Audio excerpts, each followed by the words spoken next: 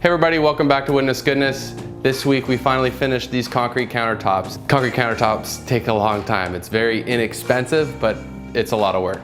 And it's a little bit different every time. There's bumps and adjustments you have to make along the process. But nonetheless, these things came out beautiful. They look awesome. I love the natural look.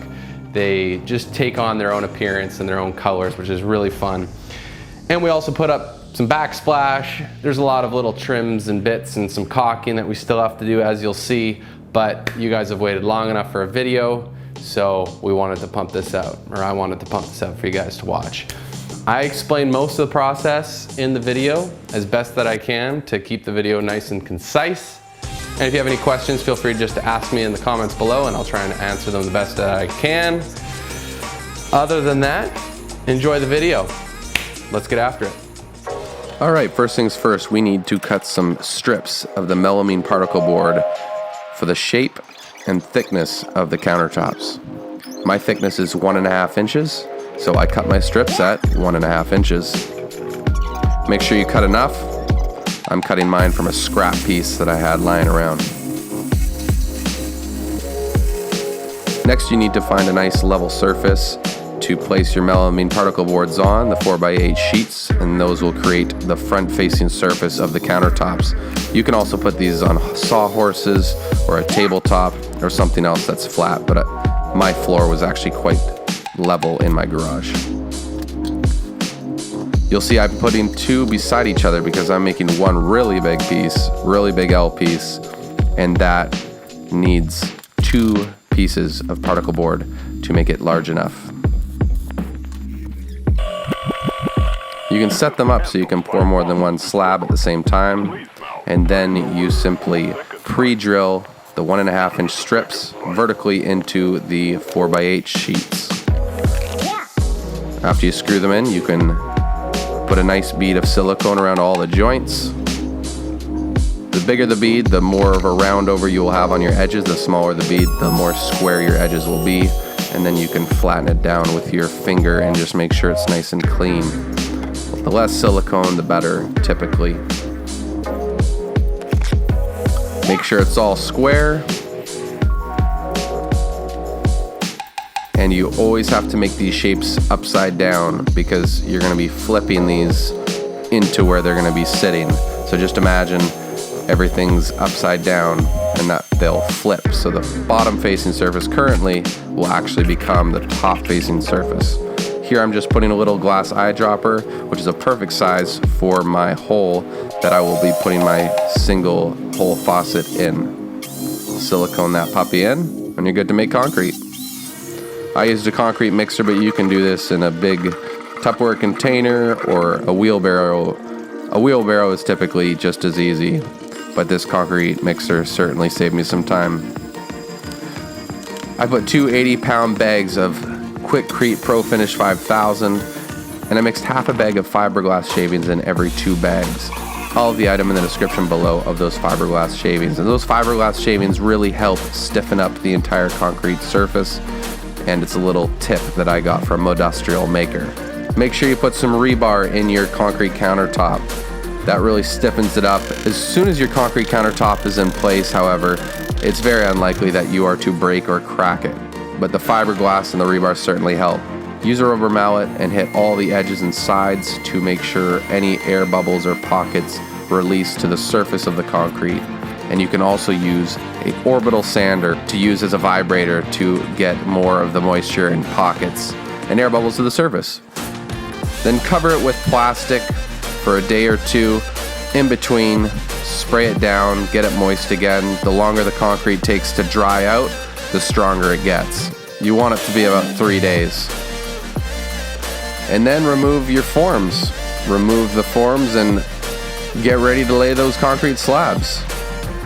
Remove the old countertops. We probably should have done this before, but we needed countertops to use before while the concrete dried. You're gonna need help. This piece alone was about 450 pounds, so depending on how big your project is, make sure you do not break your back while doing so. Beautiful, perfect fit. So now we're on to the next one. The slabs get smaller as we go, which is perfect. little vacuuming, make sure it's all clean. Here I'm cutting out a little bit of the wood, a little bit of the cabinet, because my farmhouse sink is a lot wider than the metal one that used to be in there. And I stiffened it up with 2 2x4s stacked and glued. All right, here's that second piece going in. Beautiful, perfect fit. Wow, can't believe it. Then you sand it with a little block of sandpaper. You can do some wet sanding or dry sanding to your choice. Here you see I am wetting it down, getting rid of some of the guck, and then I'm sanding it with my orbital sander with 120 to 220 grit sandpaper. Really smoothens it out. Really creates a soft finish. It's quite nice. Then you gotta seal it. I put 2 coats of sealer, letting it dry in between coats, and make sure you wipe off any excess. All the description of that item below. And this sealer is great. Worked really well. You just gotta make sure you wipe it all off. All right, this is the last piece. This was hard because the sink was going here, and I had to make sure the measurements were absolutely spot on. Measure 12 times and then make it once. You don't have to create more than 1 concrete countertop. And look at that, perfect fit. Goes in perfectly. I had to knock out the front, obviously, of the cabinets because this sink, like I said, has an apron on it. So it's gonna come straight vertically down. And I have to notch out the concrete on either side for that apron to set in to the concrete countertop.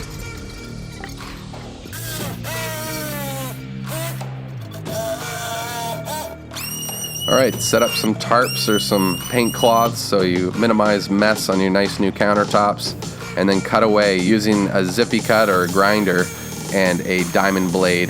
It actually cut extremely easily, was very impressed.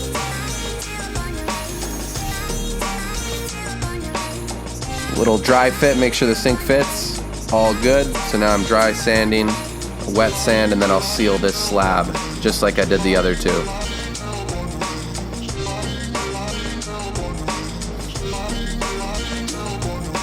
Again, 2 coats, make sure that they dry in between. You don't want to overdo it. And after it's all sealed and been drying for 24 hours, I put a coat of beeswax on all of that item in the description below. It's a beeswax olive oil based product. It works extremely well and just gives it a nice finish. Here I am just, again, reinforcing that concrete countertop, popping out that glass eyedropper, getting it ready, fitting my little faucet. Worked out perfectly. What a great item to put in the concrete. And my sink fits. Beautiful. Everything's coming together. So now it's time for the backsplash. We're putting up 2-inch by 4-inch subway tile. Make sure you measure a nice grid system to follow just to make sure everything is level. We used a 4-foot level, and that was very easy just to get a good starting point for our subway tile. Mastic goes on and tile goes on right after. Goes on actually quite easily. I use the diamond blade for all the cuts as well as a little regular tile cutter. Boom, now it's time for grout.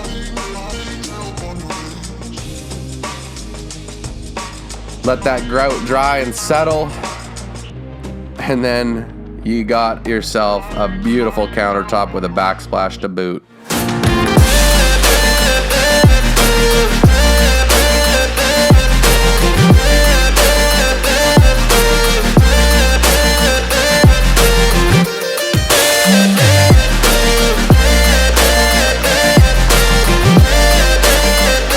If you have any questions, just write them in the comments below and I'll try and get to them as quick as I can.